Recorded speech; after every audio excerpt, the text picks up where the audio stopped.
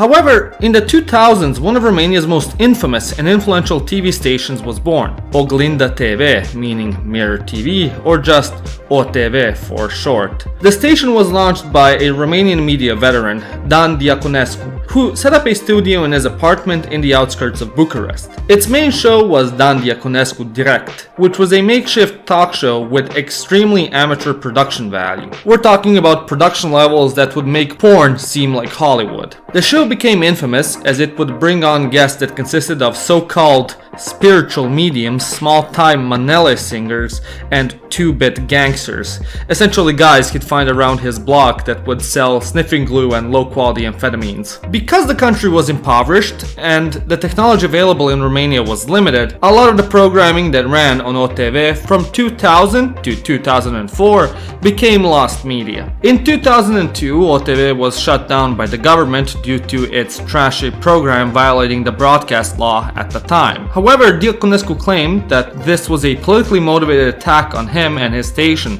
as the Prime Minister allegedly wanted to buy the station, but he refused his offer and was abusing his power by taking out revenge on him. After a 2-year imposed sabbatical in 2004, Diaconescu and OTV came back in full force. The studio was refurbished and the broadcast got a new and shiny overlay with not 1, not 2, but 3 news stickers, 1 at the top and 2 at the bottom, which will display breaking news to the public, which consisted of sensational titles to draw the attention of viewers. As in tradition at this point, the words incredible, sensational, and extraordinary were often used by Diaconescu himself, which accompanied any breaking news in the tickers, even if those news were that Diaconescu went to take a piss. The TV style of the show was also mocked continuously by other TV hosts, TV shows such as Animat Planet Show, and early Romanian internet memes. In its second rendition, OTV's main programming used to run the Conspiracy of the Day and Guests of the Day style shows. There was no real connection between the subject of each episode except for loose references to previous episodes. Think of it like it was pre-Netflix TV, essentially episodic with distinct episodes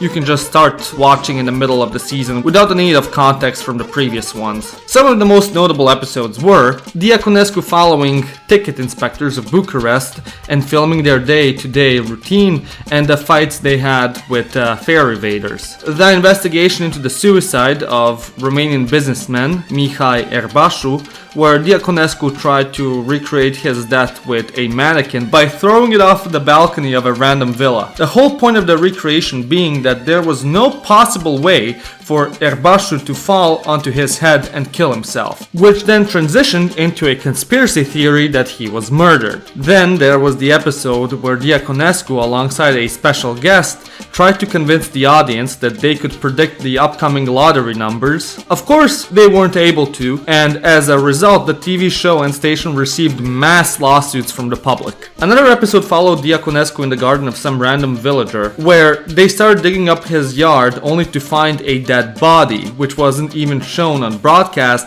but everyone claimed it was there. Then there was the episode where Diaconescu invited a clairvoyant onto the show who claimed he could speak with a deceased Romanian dictator, Nicolea Ceausescu. The audience was then allowed to ask him questions by sending an SMS to the show, which cost 1.2 euros per message. Then, an episode with Ildiko, the Hungarian clairvoyant, who can predict the future and read people's minds while blindfolded with towels. Then there was also the legendary debate between the two hated culture subgroups, the emos and cocalars, Romania's white trash jocks, which ended in a fight in the studio between the two representatives.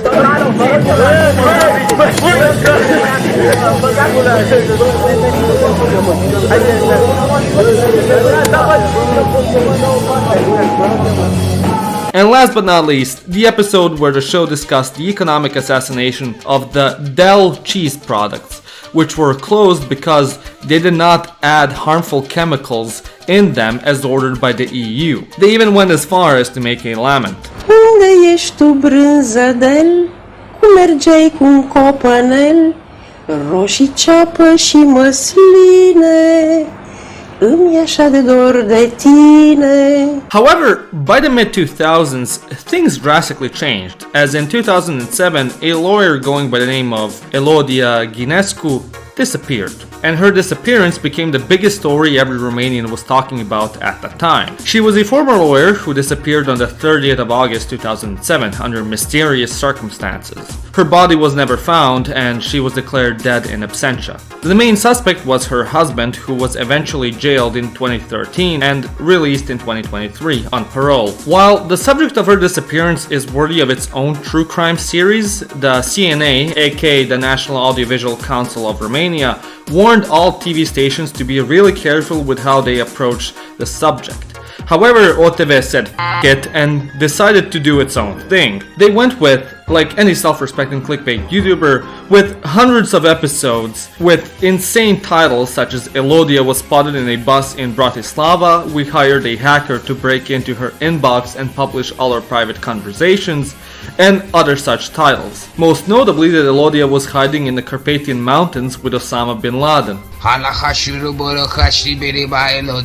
Things went as far as Diaconescu bringing in a bassinet full of sulfuric acid and a cow's leg into the studio to show how Elodia was melted into pieces to dispose of the evidence. This whole telenovela about Elodia's disappearance lasted for 240 episodes. And while every other TV presenter was bashing the circus OTV was producing, they took notes. The consequences of OTV's programming and their Elodia series became far-reaching and became known as the process that is now called the OTVization of Romanian TV, as a vast number of stations in Romania copied OTV's methods of broadcast and trashy TV. As a result, the late 2000s broadcast was filled with flashy news stickers, sensationally clickbait titles, outright misinformation, and guests screaming at one another just to gain slightly bigger ratings. Even his most trashy programming with seemingly outrageous conspiratorial and outright fake segments were copied. For example, this can be demonstrated with another channel, Antena 1, made a segment covering a Moldovan poltergeist terrorizing a village, where they showcased a door and bucket moving on their own whilst interviewing the local villagers. Camerele montate în casă au surprins momentul în care un papuc s-a izbit violent de ușă.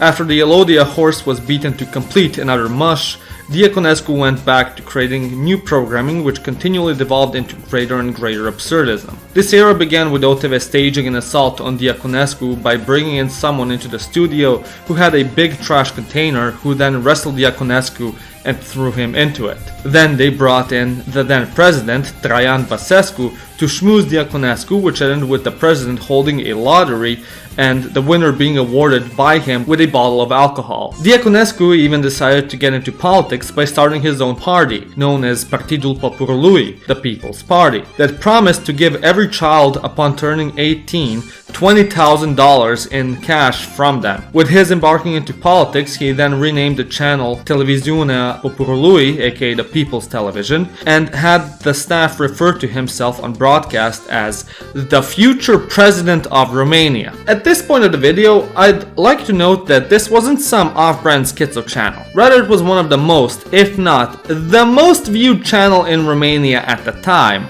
and OTV's shenanigans were broadcasted on national TV across the entire country. Millions of people turned in monthly to watch Diaconescu and his programming. In 2011, which is considered their peak, they had an average of 84,000 watchers per minute. An entire middle-sized town watching OTV per minute. However, things soon started to change. In 2012, mass protests erupted across the country as the government proclaimed they will privatize the Romanian medical system. This scandal was followed by protests over the impeachment of the president at the time, Băsescu. OTV, not being one to let an opportunity pass, seized the moment and started calling themselves the only free station and the emergency broadcast station. As you would expect, they started spreading disinformation about railways being cut and that the protesters were asking for Diaconescu to become president. Of course, these claims weren't even remotely true, and as such, the CNA fined them to high heavens. Due to all the violations and unpaid fines, their broadcasting license was revoked in 2013, even with trials, appeals, protests, and a general circus made subsequently over the decision by Diaconescu. He tried to circumvent this by establishing a company in the holy city of the Vatican and broadcasting from there. This remained an online-only TV stream, as no actual broadcasting company would dare touch OTV with a 10-foot pole. The only TV station that ran reruns of their programming was Romania TV, another shitpost of a station that today is in the business of spreading Russian disinformation. Soon after OTV was shut down, Diaconescu was convicted of attempted blackmail of a public official and was forced to spend a few years in prison. In a desperate cling to relevancy, he also tried to buy a bankrupt chemical plant and made it his mission to save the workers of the plant. However, he did not have the money to do so, even though he brought huge trash bags full of money to the auction for the plant. Ultimately, his efforts were for naught, and OTV never recovered. Diaconescu throughout the 2010s slowly but surely became irrelevant and only mentioned at parties and gatherings amongst friends in the context of, holy shit, remember when this was a thing on TV? But even though OTV has become a thing of Romania's zeitgeist, it is still something that left a huge impact on the nation's media and entertainment industry, with many stations and programs implementing Diaconescu's infamous tactics. Although OTV is no longer running, their shenanigans are still talked about to this day, and the few clips that exist on YouTube from their golden days are still a subject of mockery in Romanian meme culture. Doresc să spun, dragă Diaconescu, oriunde ai fi tu, glorie eternă a Partidului Poporului Dan Diaconescu. Doamne ajută! Anyways, I hope you enjoyed this video. If you did, give it a like and smash that subscribe button. And if you really did, become a member like these wonderful people. My name is Janos, and you've watched Living Ironically in Europe. Hey, why